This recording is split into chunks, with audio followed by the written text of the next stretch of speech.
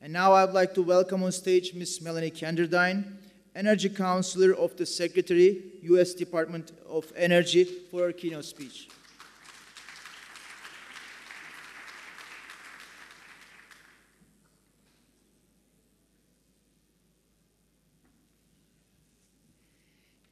Thank you all for having me here today. It's good to be back. I was here last year, and I love coming to this conference and to Istanbul. A special thanks to Guler and Nihat.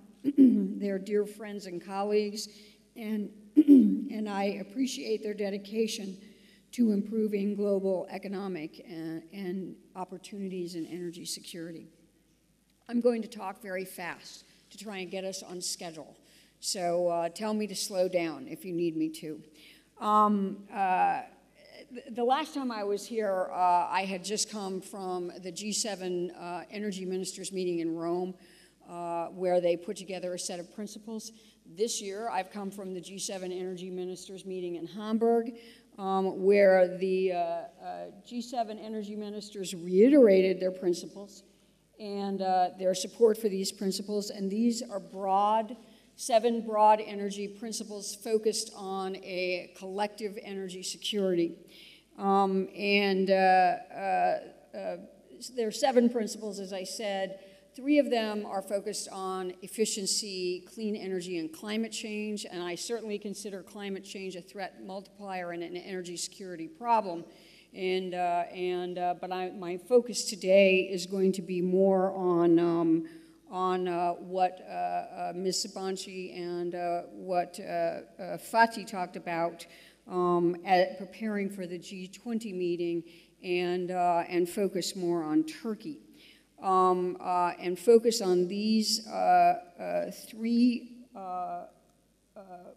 principles here: development of flexible, transparent, and competitive energy markets, including gas markets; diversification of energy fuels, sources, and routes, and encouragement of indigenous sources of energy supply; and putting in place emergency response systems. And so these are the areas I'm going to focus on. I think that they are most relevant to what we're talking about here today. I also want to pull together 3 threads of things that I have been working on. One is the G7. As I said, I just came here from Hamburg.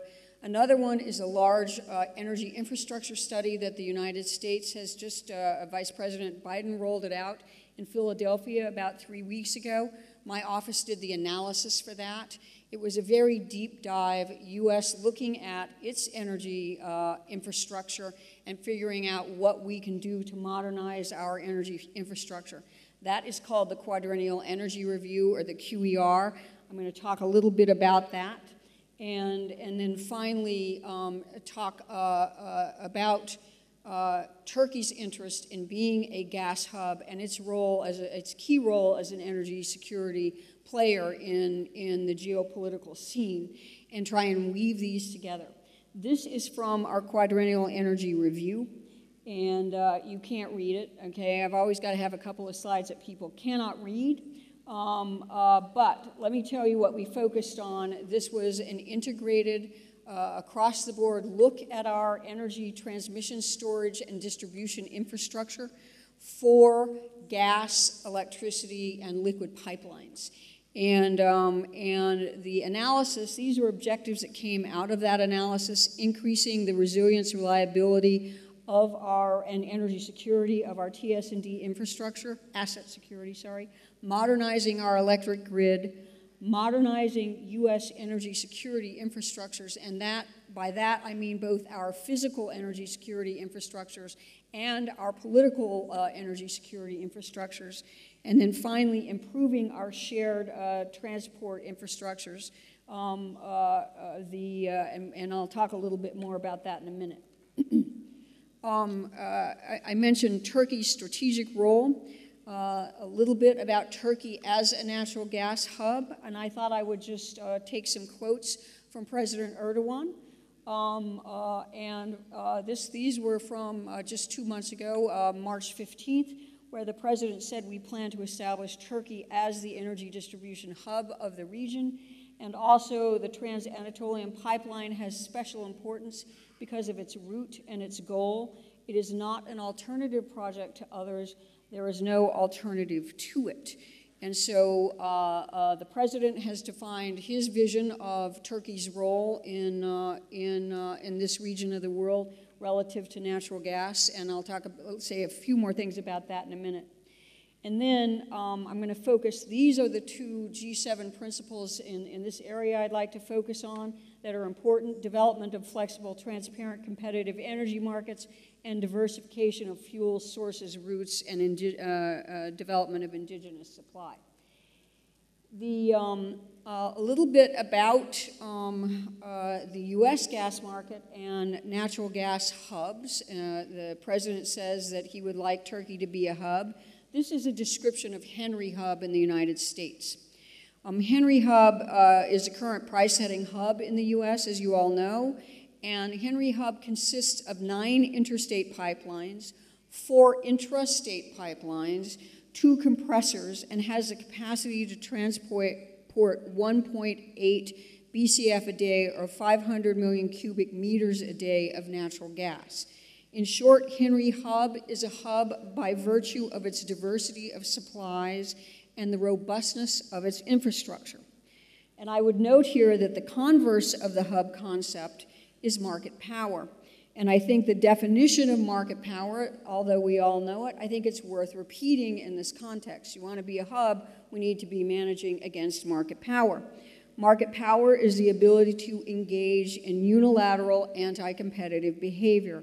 A firm or a country with market power has the ability to individually affect either the total quantity of the prevailing market price of a commodity, good, or service.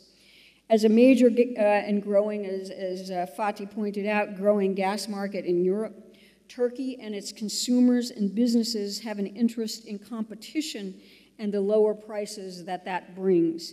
And while the Turkish market is growing, alternative sources of gas and the associated infrastructure will only be developed in cooperation with Europe. The market here is too small to develop multiple pipelines and multiple sources of supply, and Europe is the second largest gas market in the world, as we all know. This is from our quadrennial energy review, and it illustrates the importance of natural gas infrastructure. Y-axis here is the Henry Hub price differential for the different price points across the United States. The x-axis are years, and what you can see is in 2007, you saw a huge divergence in the price differentials from Henry Hub in the United States. That was fundamentally because of a lack of infrastructure. When you go over to 2014 on the far end, you see a convergence of those price differentials, and that's for 2 reasons. 1, we built out infrastructure, and 2, shale gas is much more widely distributed across the U.S. So the combination of those 2 things brought together those price differentials, with the exception of the Northeast and New England. Those are the 2 high prices there on the far end in 2014, and they have gas infrastructure constraints. So that's what happens when you don't have good infrastructure, low prices. You get you get high prices. And in other parts of the country where it is adequate, we have low prices. So that is the importance of gas infrastructure in our QER, and I think in general. Also, competitive energy markets have enhanced the U.S. industrial base. These are new industrial gas-related projects in the United States. These are energy gas-intensive industries. And you can see there are numbers for chemical, metals, petroleum, and other industries. These are announced or projects that have already been built, 2015 to 2020. And the total number of projects is 405 industrial projects, industry coming back onshore because of inexpensive natural gas and the infrastructure to support it. And the increased demand is, I think, 4.7 BCF a day, MCF BCF a day and MMCF a day. And we certainly have the supply to meet that incremental demand. And so this is another impact of gas supply and adequate infrastructure and a well-developed market. I'm showing this from the QER only because of Japan and Europe's interest in LNG exports from the United States. As everyone knows, I think in January of this coming year, we'll start our first LNG exports. I've been in Turkey earlier, about 5 or 6 years ago, concerned about LNG imports into the United States, and now we are exporting. This, and just the figures on in the upper left-hand corner, these are, this is a cartoon of the Calcasieu Ship Channel in Louisiana, where LNG tankers will be moving. And the figure on the left is the design for that ship channel, how it is supposed to be, where two tankers can pass each other. And the figure on the right is the ship channel as it is silted in and needs maintenance. This is where LNG tankers are going to be moving through this channel. And the maintenance of this channel is a pure federal government responsibility. So we need to be investing in our ports and ship channels, and this illustrates why, and it's very important. The ship channel operators call that self-dredging, and that is not something we want our LNG tankers moving out into the rest of the world to be doing, dredging themselves, dredging channels themselves. Another important point in the QER, and I think important for this discussion, we focused in the QER on North American energy integration and have been working with Canada and Mexico, have significant recommendations in the QER about how we further integrate our markets. What you can see here in this map of North America, the purple is crude oil, the directions that it is moving, the volumes. Yellow is refined products, green is natural gas, and the black lines are electricity. So what you're seeing are very integrated markets, and we expect, certainly with Canada, and after the change in the Mexican Constitution, we expect a lot more activity and integration with the Mexican energy systems as well, and also are working on the Caribbean. You can see here, and I say this for the Sabanci University, one of the recommendations for North American integration is to establish programs for academic institutions to do legal and regulatory analysis. For integration, you need data integration, and that is the precursor to harmonization of regulations. That's very important, for example, for rail safety. I'm sure you've heard about rail accidents transporting oil between the US and Canada. You need the regulations for rail cars, tracks, et cetera, to be the same between countries if you're going to have integrated energy markets, as we are increasingly have. And I bring that up because I spent some time looking at Turkey's trading partners. Canada and Mexico, the combined energy trade with the US is $200 billion a year. So it inspired me to look and see who Turkey's trading partners are. Total Turkish trade and imports and exports both was $330 billion in 2013. Of that total trade, 36.7% was with the EU 28, 10% with Russia, 5% with the US. What you're seeing here on this graph is Turkish exports only, and Turkish exports, 48 billion is to the EU 28. This is in 2013. 5.3 billion to, these are euros, by the way, 5.3 billion to Russia and 4.4 billion to the US. There are other countries, obviously, where there is export trade, but I wanted to give you some basis of comparison. So, obviously, Turkey's largest trading partner by far, and export market is the EU, and as I mentioned earlier, it's essential for developing your gas hub here that there be cooperation with Europe, and they are also your largest trading partner, another important point. A few more things.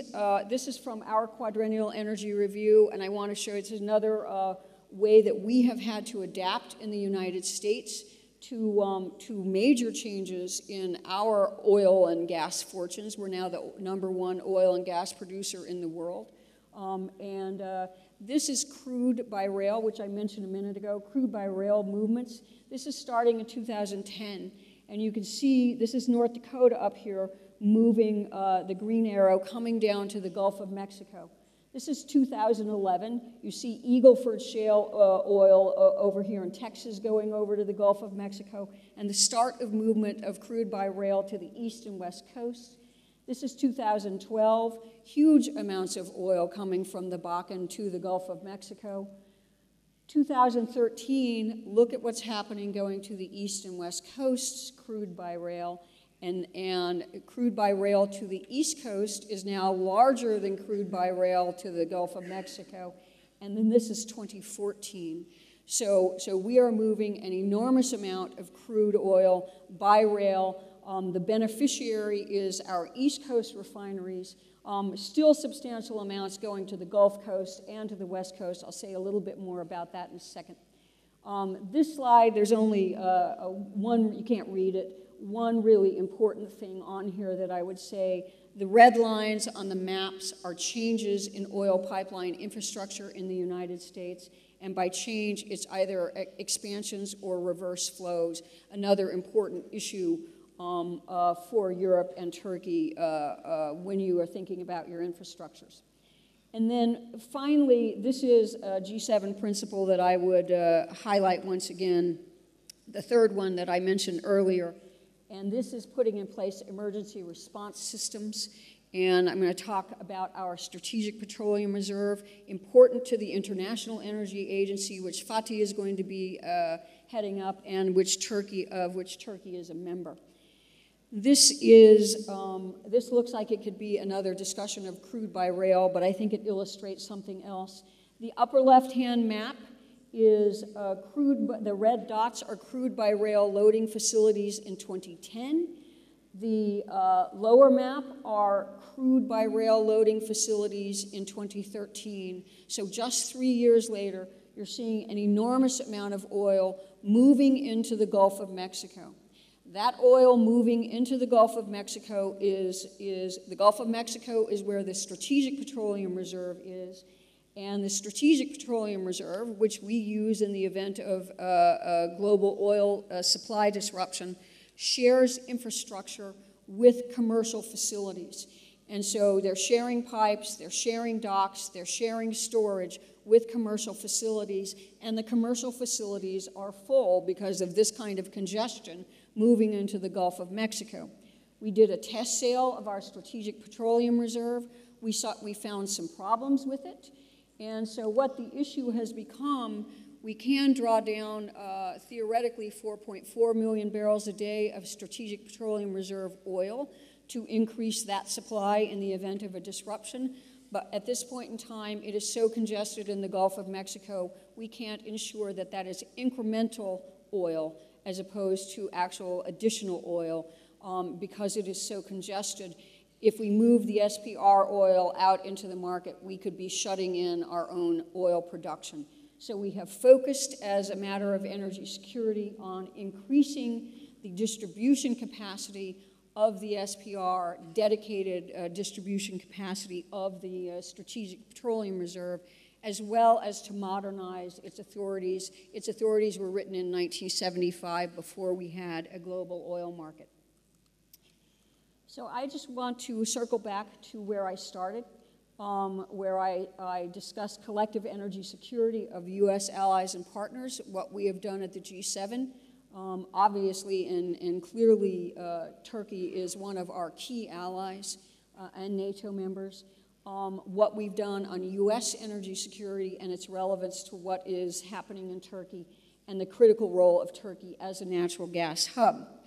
And I would say the U.S. is committed to the collective energy security of its allies and partners. Turkey's one of our strongest. We think that our energy security and global energy security is enhanced by modernizing our own infrastructure in the United States, and we've developed this roadmap for doing so. And we also think we enhance our security, energy security around the world by supporting projects like the Southern Corridor that will enable Turkey to play a key role in enhancing its interest in becoming a true regional hub, gas hub, by providing diversity of gas supplies and routes to its largest trading partners. At the same time, it increases its options for meeting its own growing domestic demand. And let me close by congratulating Fatih Birol, my dear friend, as he assumes his new role at IEA. Fatih is an outstanding leader and a superb analyst. And as an analyst, and a great one, he will always be objective and informed by data, I'm sure. That's what I do in my office, and that's what we strive to do. But his broad understanding of the geopolitics of energy and his keen appreciation for Turkey's role in the global energy future will help guide his leadership in this critical time. Thank you very much.